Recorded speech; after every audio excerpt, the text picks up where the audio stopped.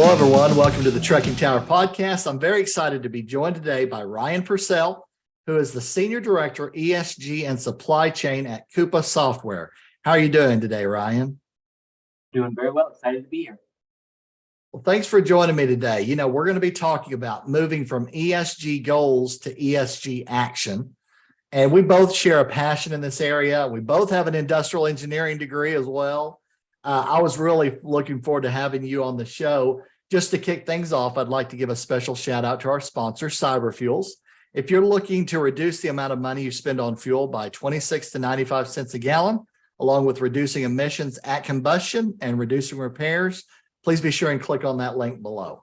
So Ryan, to give our audience a little background about you, what inspired you to go into this ESG field? Yeah, great question. You know, my education is in supply chain, industrial engineering. And over the years, as I was exposed to how more businesses operate and the impact that it has on the environment and society at large, I started to have an increasing interest in understanding what was actually going on. And so did some, personal research and growth, a lot of reading, trying to understand the science of particularly of climate change and how, human actions and corporate activities were impacting the situation that we're in. And then as I sort of progressed in my personal understanding and the kind of confidence of that understanding, and wanting to think about, what are some of the changes that are going to be necessary and how quickly do those need to happen. Over the past decade, you can see that transition for lots of people and lots of corporations, that there's a growing recognition that big changes are afoot, many of them already underway, and some a little bit further out there. So as this increasing investment and awareness came through in the corporate world and the business community, and we're starting to hear that more from our customers, that was kind of my evolution of getting more involved in the ESG space. And then, what really cemented it for me was I have a 9-month-old. My wife and I had our first child. And, previously, I don't think I was often looking at the world through a lens of decades of time scales of decades. And now when you bring a new human into the world, you start to think about how are things going to be looking and working, 20, 30, 40 years from now when my kid's my age. And that really motivated me even more to roll up my sleeves and get to work and kind of enacting some of the change that I think we need. Absolutely. I totally agree with all of that. And there's things in the news almost every week now on sustainability and ESG and climate action plans and this, that, and the other thing. So it's just gained steam over the years. The more and more people are doing, the more it's being reported on. And so it's definitely in the news front and center quite a bit. So what would you say are some of the key trends you're seeing in the ESG space within recent years? Yeah, I'd say number one, growth. There's just more happening across so many different dimensions. We talk about kind of awareness, but we could also look at investment. You go look at and talk to an individual company, and the amount of activity that they're involved in this space is undoubtedly increased from where they were 5-10 years ago. More collaboration happening, between companies, within industries and consortium. So I think, that growth and activity, growth investment, to me, all equates to opportunity. And it's just figuring out where you fit or where your organization fits in that ecosystem. I'd say, so there's the positive side. And on the other hand, I think there's a challenge, or, one of the themes that I often come back to is kind of this lack of clarity and consistency on what, the term sustainability means so many different things to different people and organizations that it's not quite meaningless, but it's headed that way if we're not careful. Because I think unless we can get very specific about what we mean by sustainability, it means too many things to carry weight. Right. The final point I would call out is, just in terms of the maturation cycle for organizations, of them have a pretty good handle on, the nomenclature in the ESG world is scope 1, 2, and 3 emissions types. So, you can think of scope 1 and 2 as kind of within internal to the business operations. Scope 3 is the extended value chain, upstream suppliers, downstream, how consumers are using our products. I think for that scope 1 and 2 activity, most organizations have their arms wrapped around it pretty well, and many of them have made significant progress in tackling or reducing those emissions. I think scope 3 it's the biggest. There's a recognition that it's often the biggest part of the overall environmental footprint for an organization, but it's a lot more complex, and usually organizations have less control as well. So it's a tougher nut to crack, but I think that's the big one. Right. Absolutely. So, you kind of touched on a little bit. What do you think are some of the key challenges facing companies right now? Right. So talking about that lack of clarity, there are so many different ratings, standards, protocols. It is quite confusing from the outside. And I think even organizations who have professionals who this is their job, it can sometimes be a little bit bewildering. So, being crystal clear about which of those ratings and protocols are going to be your sort of North Star that you're going to be orienting your business around and kind of setting goals and targets towards. And then along those same lines, it's a big challenge, but really thinking hard about what you want to prioritize as an individual, as an organization.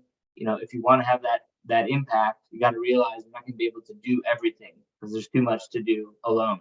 So zeroing in on the key areas, whether that's just 2 or 3 of them that you really want to focus on that are core to your business and core to your values or align with your values, I think is really important.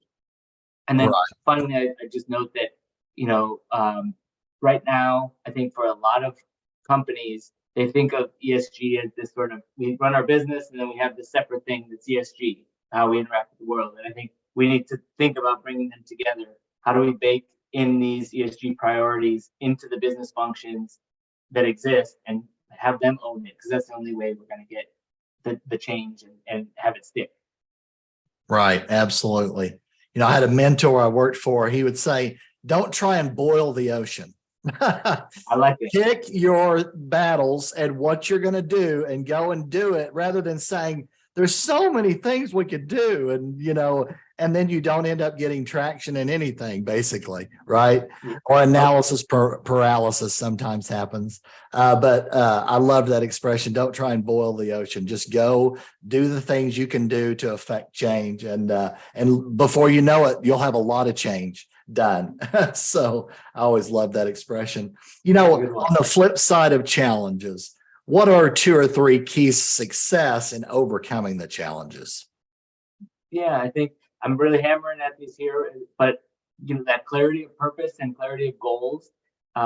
If you have clear priorities, clear focus, everyone is aligned on, you're much more likely to be successful. So, to your point about not trying to boil the ocean, no one business is going to be able to fix all of this alone. So making sure that a good deal of internal effort and relationship capital is spent gaining that clarity so that everybody knows what we're trying to accomplish and also is comfortable saying, actually, that this topic is not something we don't play there. Other people are working on that one. And similarly, thinking about how do we align incentives. If we want to be successful with this, we need to give people a reason to take action and do things differently. So whether that's, compensation for the board or having your performance metrics and KPIs as a company, that needs to trickle down so everybody sees how their day-to-day can impact the goals and objectives for ESG priorities. And so I think that needs to happen. Otherwise, even if the CEO is standing there proclaiming, 2030 goals, I don't think you get there unless you're tying that into everybody's kind of compensation and performance evaluation in some form. Right. Absolutely. Yeah. It's got to go from the top down, as a part of the culture, as a part of the performance metrics, as a part of the pay plans. I think it's really important to tie it in from top to bottom, all the way through the organization to really have the most impactful changes anyways. So I totally agree there. What are the best ways for people to connect with you and your company, Ryan? Yeah, I'm pretty active on LinkedIn, so you can reach out to me there, or you could reach me via my Coupa email. That's ryan.purcell at coupa.com. And I encourage anybody who's interested in learning more about what Coupa as a technology provider can do for our customers in the space of sustainability and offering kind of back-end business tools to support operationalizing some of your ESG goals. When it comes to business spend, Coupa is the place to go. Absolutely. Yeah. You and I connected on LinkedIn recently and got to know each other a little bit. And I was really looking forward to having you on the show. So this last question is one that I ask all my guests, right? What would you say as a final word of advice for our friends out there listening or watching today? I would say there is no right thing to do besides making sure that we're all doing something, because this is such a big challenge. We need everybody.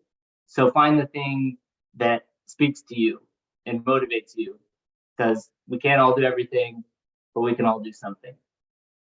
Right. Absolutely. Totally agree. There's so many different areas, honestly, of ESG and sustainability. But yeah, pick things that you're passionate about, move it forward. And before you know it, you're going to have a big impact. You can't do everything. Nobody can do everything, but you can do some things. That's for sure. No doubt. Well, thanks again for coming on the show with me, Ryan. I really appreciate your insights. Appreciate it, Andy. It was a great time. Looking forward to being back on. Absolutely. Well, that's going to do it for this episode of the Trucking Tower podcast. Thanks for listening or watching, everyone, and we will see you again soon. Take care.